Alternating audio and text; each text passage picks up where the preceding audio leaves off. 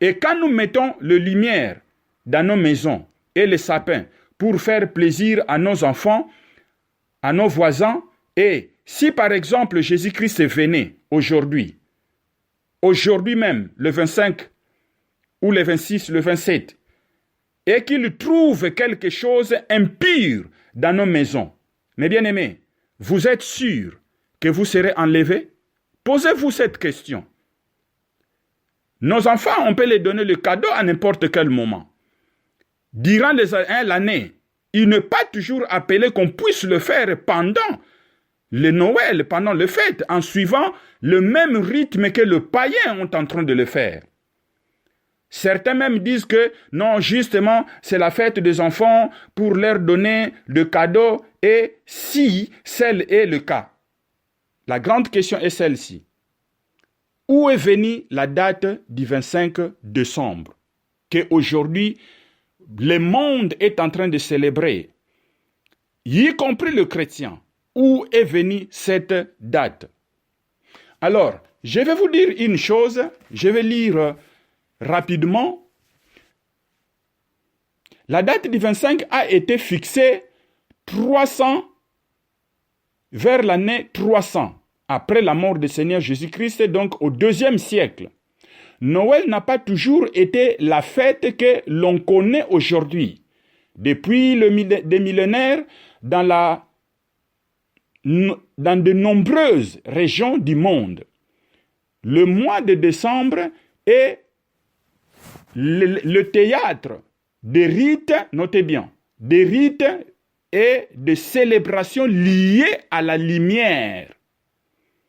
Ce que tu es en train de célébrer, ce n'est pas la date du Seigneur Jésus, mais c'est une date qui est liée au rite.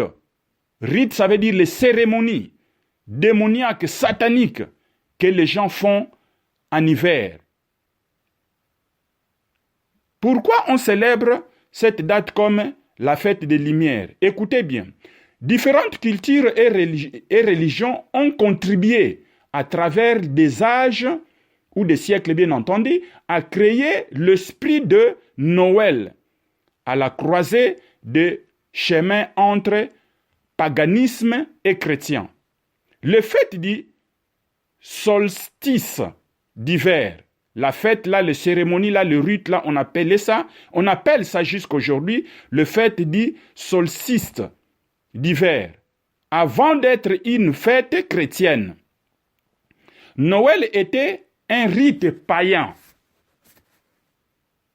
Mon frère, ma soeur, toi qui veux aller au ciel, mais tu te mets à célébrer un rite païen. Je sais que d'une manière inconsciente que vous le faites.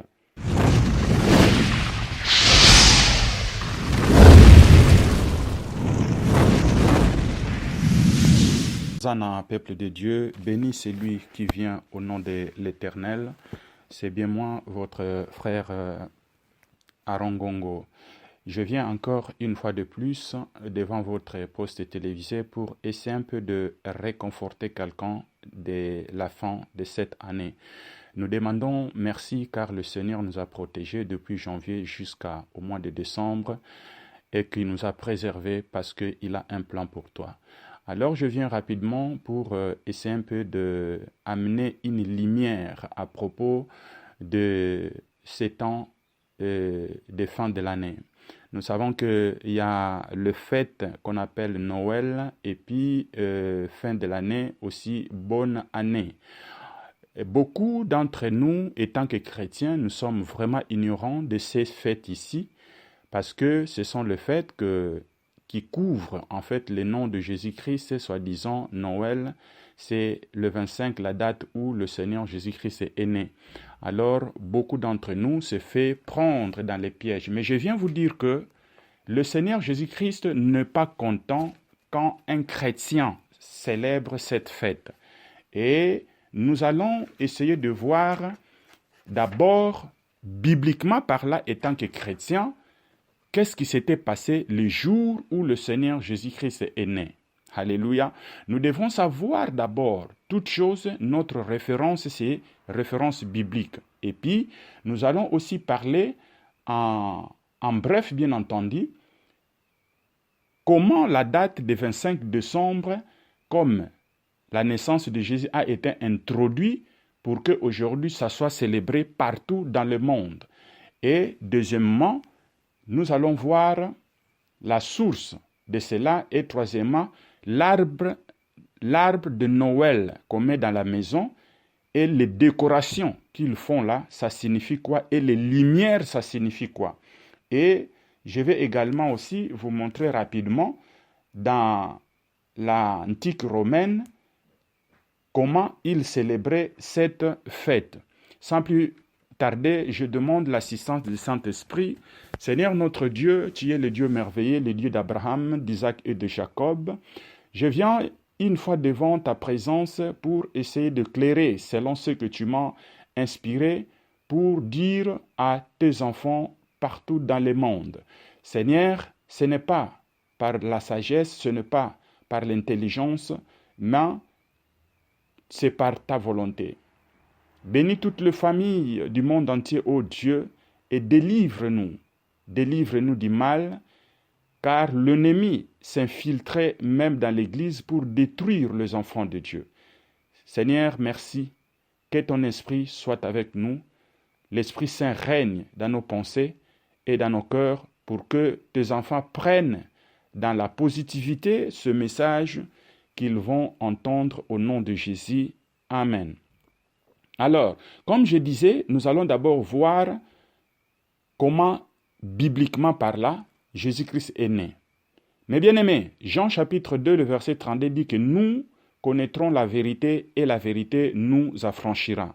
Si nous continuons de marcher dans les ténèbres, si nous continuons de prétendre que nous sommes des chrétiens, cela fera que le dernier jour, nous puissions manquer l'enlèvement.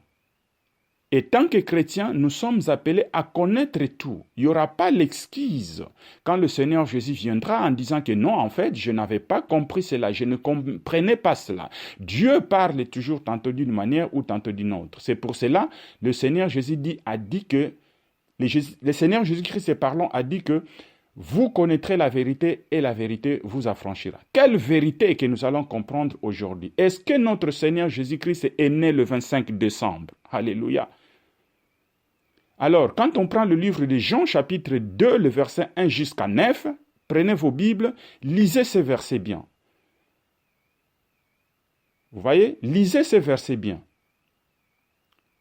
Nous devrons connaître d'abord que c'est qui s'est passé le jour de la naissance de Jésus. Qu'est-ce qui s'était passé? Dans ces versets, on nous dit que le roi César Auguste avait déclenché un recensement national. Un recensement national quand le Seigneur Jésus-Christ devrait être né. Lui ne savait pas, il a déclenché un recensement national. C'est César Auguste. Et tout le monde devrait être obligé d'aller se faire enregistrer au Bethléem. De notre temps ici, quand on fait le recensement, ce sont les agents de gouvernement qui passent dans des maisons. Mais dans leur temps, c'était la population qui devrait se déplacer pour aller à une ville prévue. Et c'était national. Ça, c'est le premier point. Deuxième point, dans ces versets, on nous dit que, quand il lit le verset jusqu'à 9, on nous dit que les bergers étaient dans la forêt pour paître leurs troupeaux. Toutes les nuits, ils étaient là. À l'époque, ce n'est pas aujourd'hui qu'on fait la bergerie dans les enclos. Mais à l'époque, on faisait la bergerie en plein air. Il y a beaucoup de versets bibliques qui éprouvent cela, nous savons cela. Mais quand l'hiver vient, ou le moment de froid vient, ils prennent toutes ces troupeaux et les gardent dans des enclos, et les activités sont tellement réduites à cause de l'hiver. Et ça, c'était au Bethléem.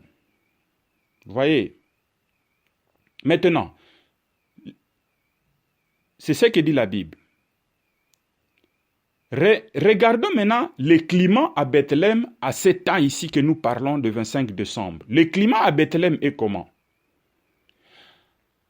En décembre à Bethléem, la météo maximale quotidienne chute de 4 degrés à 11 degrés, mes bien-aimés. Ils sont en hiver. On voit l'hiver, parfois il y a des neiges, il fait tellement froid. Et cette saison, ça dure pendant 3 mois. Ça commence le 6 décembre et ça part jusqu'à 9 mars. C'est le temps de l'hiver maintenant à Bethléem. En Syrie, Césarée, toute cette partie, y compris nous aussi ici à l'Europe, il fait froid. Maintenant, posez-vous la question, mes bien-aimés. Scrutons les Écritures. Vous pensez que à ce temps de froid ici, César Auguste pouvait lancer l'appel pour aller faire recenser sa population en hiver? Loin de là. Vous voyez? Loin de là. Ça ne peut jamais être. Il ne peut jamais exposer sa population. Deuxièmement, vous pensez qu'à ce temps de l'hiver, le berger pouvait passer toute la nuit dans les champs pour prendre soin des troupeaux? Loin de là. Mais bien aimés, ne faisons pas les choses parce que tout le monde le fait. Alléluia. Réfléchissez, essayez de voir les choses dans l'angle positif. Maintenant, pour gagner le temps, la grande question est celle-ci maintenant.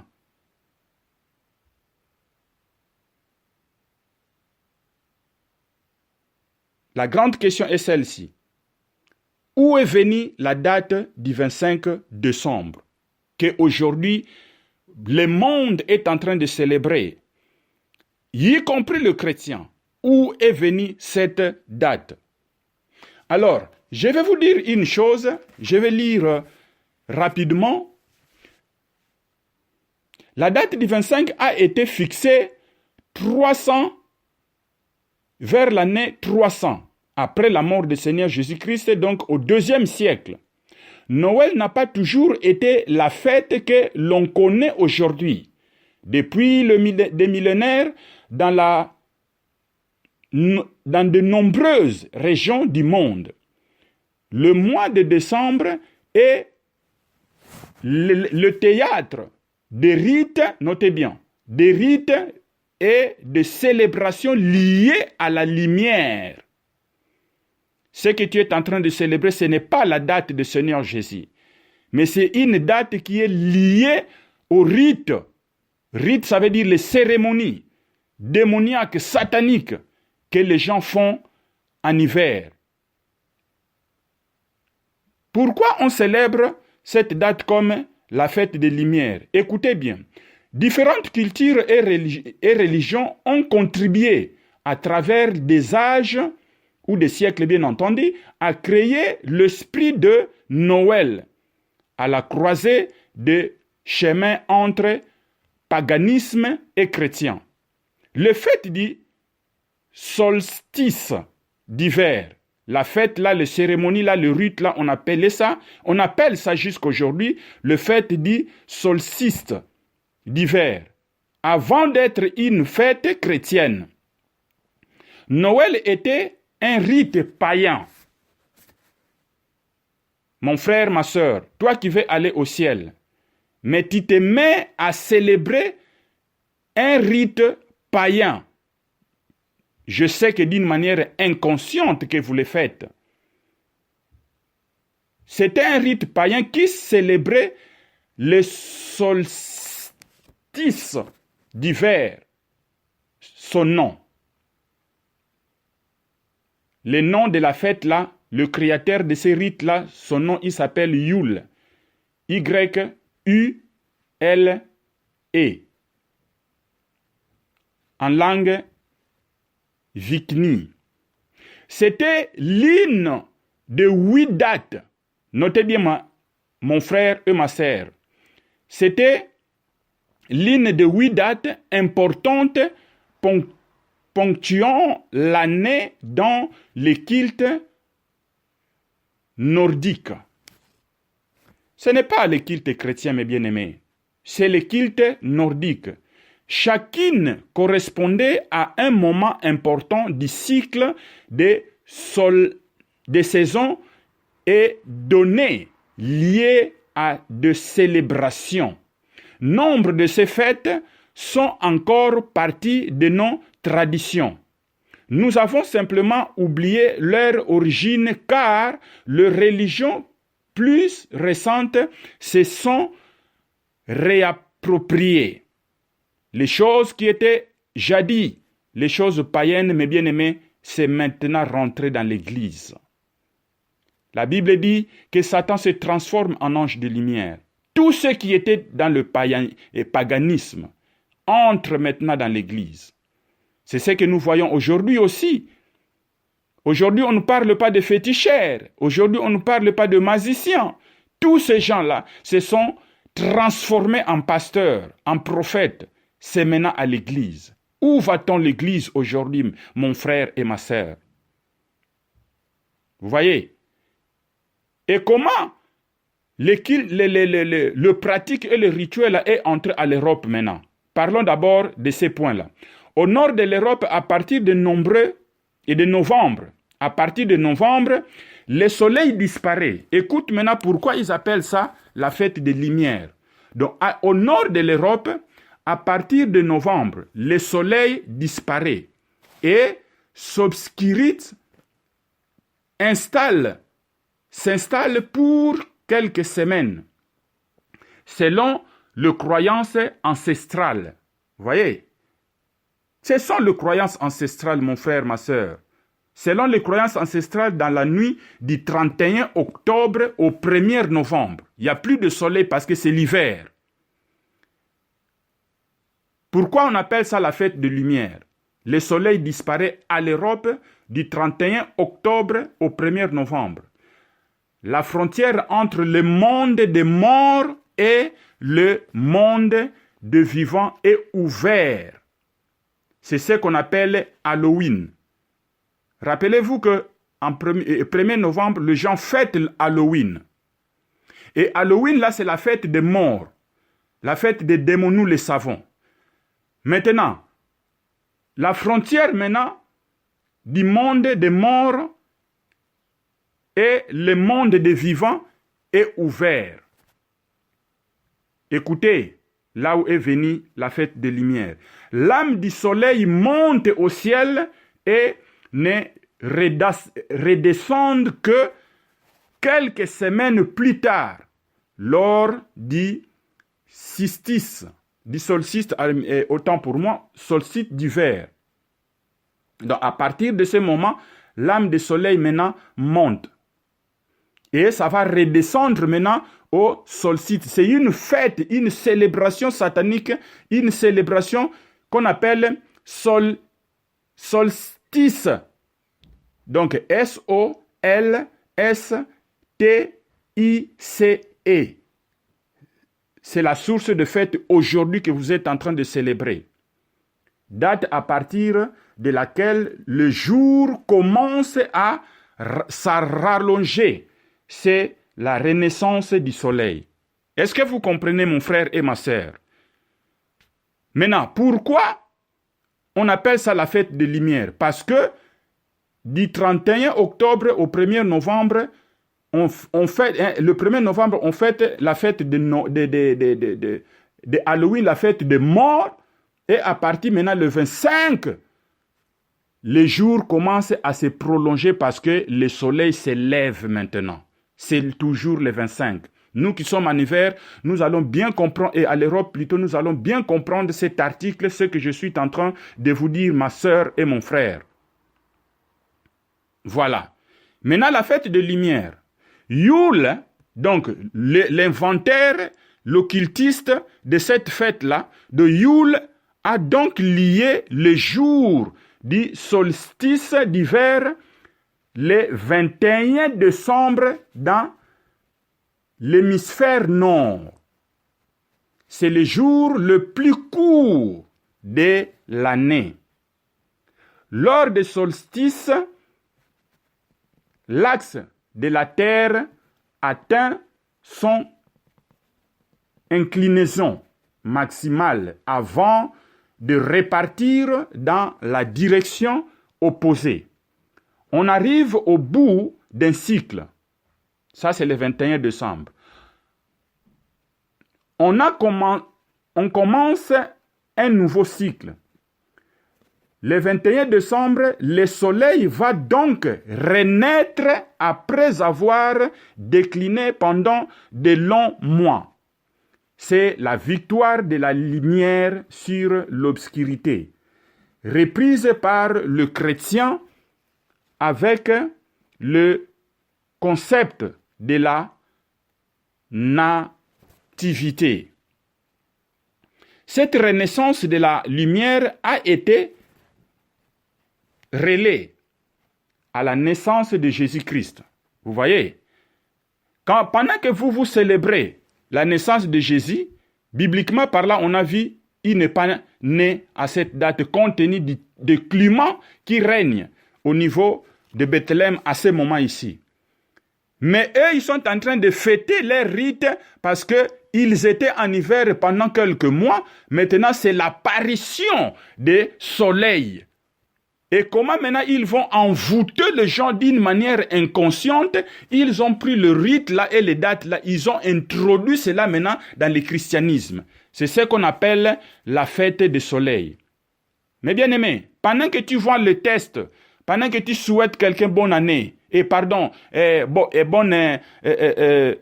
joyeux Noël, tu es en train d'être initié d'une manière inconsciente.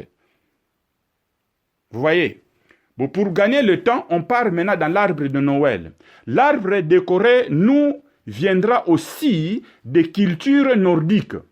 Cet arbre-là que vous mettez dans des maisons. Ce serait une référence à l'arbre du monde dans la mythologie nordique. Un arbre sacré qui prend appui sur la terre et monte vers le ciel. De physiquement, spirituellement par là, reliant trois mondes. De cet arbre que vous mettez dans vos maisons là, ça relie les trois mondes. Un, le monde de Dieu. Le Dieu c'est au pluriel bien entendu.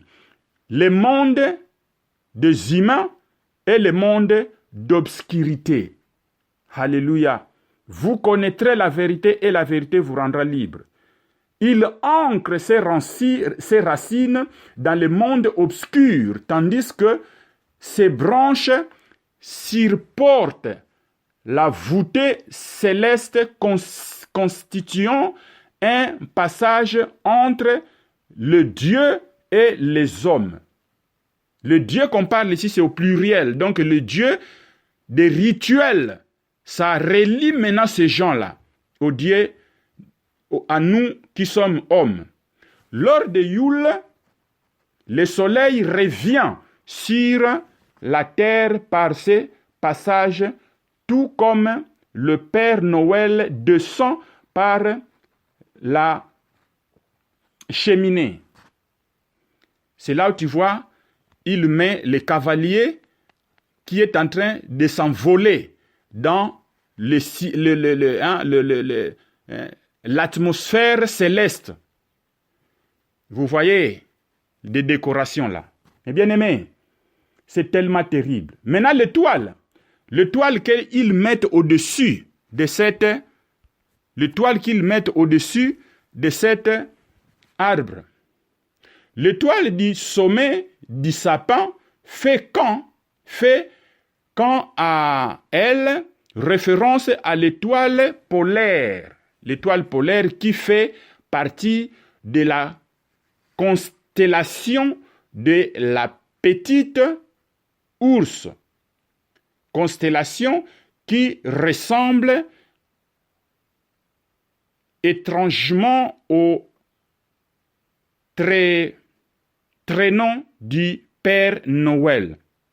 Vous voyez, donc c'est une étoile qui il est en train de donner, c'est comme si un passage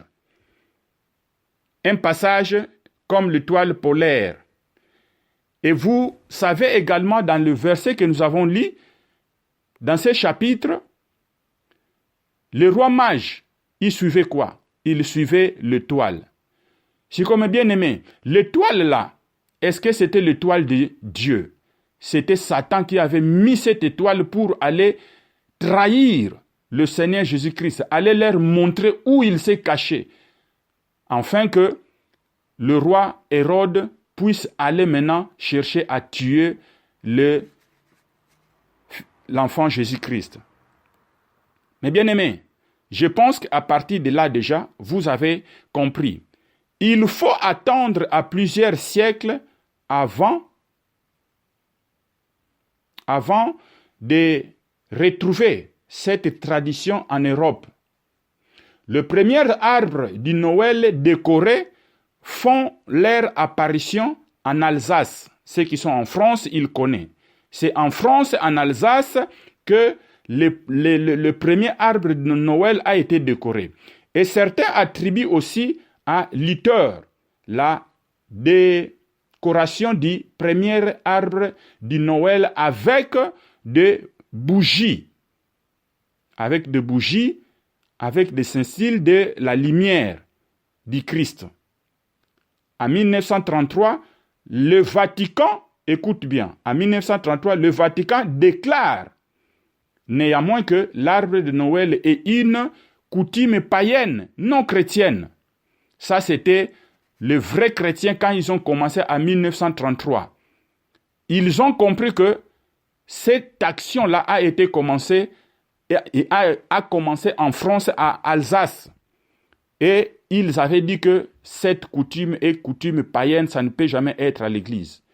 Mais le siècle qui venait, les dates qui avançaient, aujourd'hui, c'est maintenant accepté dans le corps du Christ pour camoufler.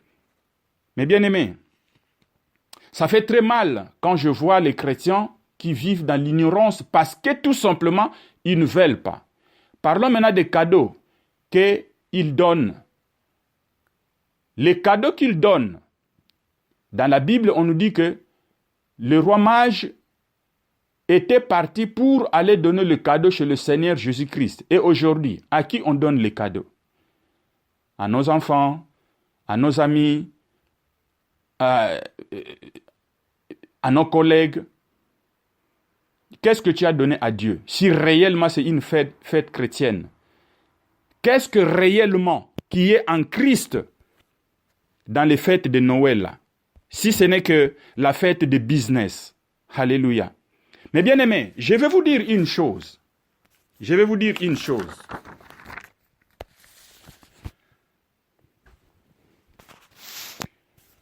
Matthieu chapitre 5, le verset 20. Cherchons-nous, mes frères, à se détacher complètement de ces choses du monde. Notre Seigneur Jésus n'est pas content du tout. Quand vous envoyez le message, quand vous souhaitez les gens, le Seigneur n'est pas content de cela. Il dit en Matthieu chapitre 5, le verset 20, « Car je vous l'ai dit, si votre justice ne surpasse pas celle des scribes et des pharisiens, vous n'entrerez pas dans le royaume des cieux. » Vous n'entrerez pas dans le royaume des cieux. Comment notre justice doit surpasser la justice des pharisiens et des scribes? En évitant toutes les fêtes païennes, toutes les fêtes de ce monde. Si notre justice dépasse, c'est là où maintenant nous serons dans le royaume des cieux. Vous voyez? Et quand nous mettons la lumière dans nos maisons et les sapins pour faire plaisir à nos enfants, à nos voisins, et si par exemple Jésus-Christ venait aujourd'hui même, le 25 ou le 26, le 27, et qu'il trouve quelque chose impur dans nos maisons, mes bien-aimés, vous êtes sûrs que vous serez enlevés? Posez-vous cette question. Nos enfants, on peut les donner le cadeau à n'importe quel moment. Durant l'année, il n'est pas toujours appelé qu'on puisse le faire pendant le Noël, pendant les fêtes, en suivant le même rythme que le païen est en train de le faire. Certains même disent que non, justement, c'est la fête des enfants pour leur donner de cadeaux, et si tel est le cas.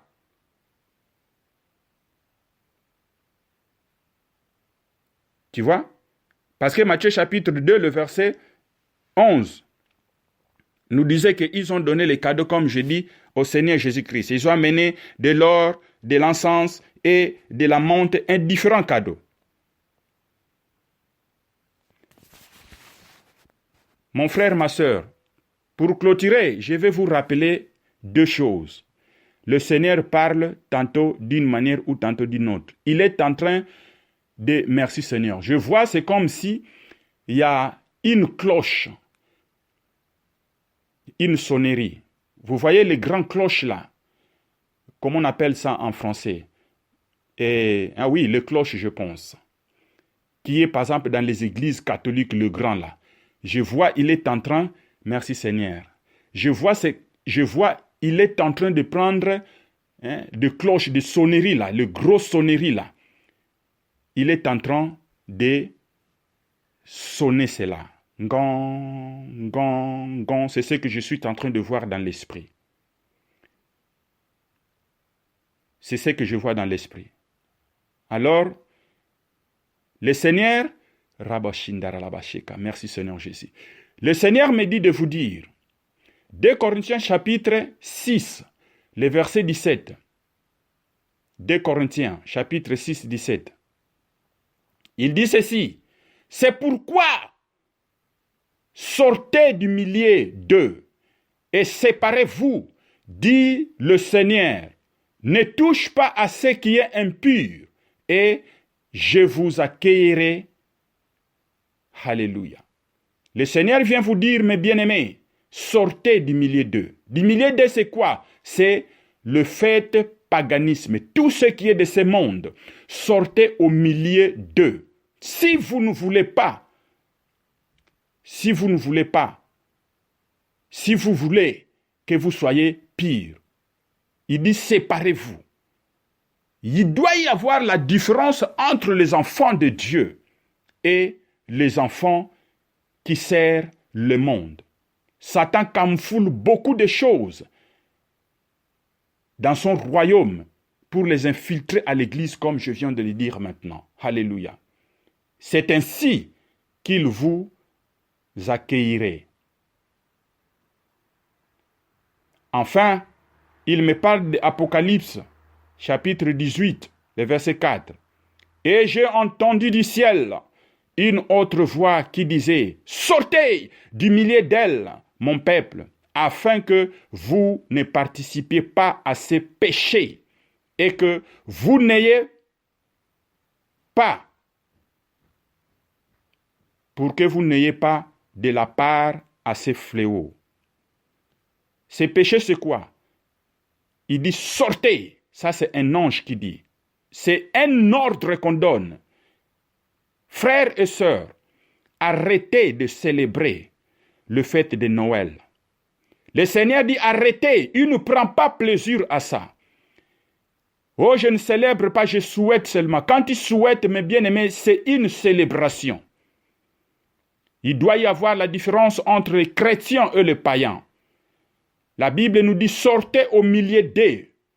D'elle, c'est la Babylone la grande. Tout ce que les païens sont en train de faire, toi étant que chrétien, tu ne devrais pas faire cela. Si tu ne veux pas participer aux parts de leurs péchés, quand ils souhaitent les gens bonne année, bonne année, tu souhaites joyeux Noël, tu es en train de participer à ces péchés. C'est pour cette raison, mes bien-aimés, le Seigneur m'a inspiré de venir vous dire cela. Il parle, mais son peuple ne prête pas attention. Au dernier jour, tu ne donneras pas une excuse.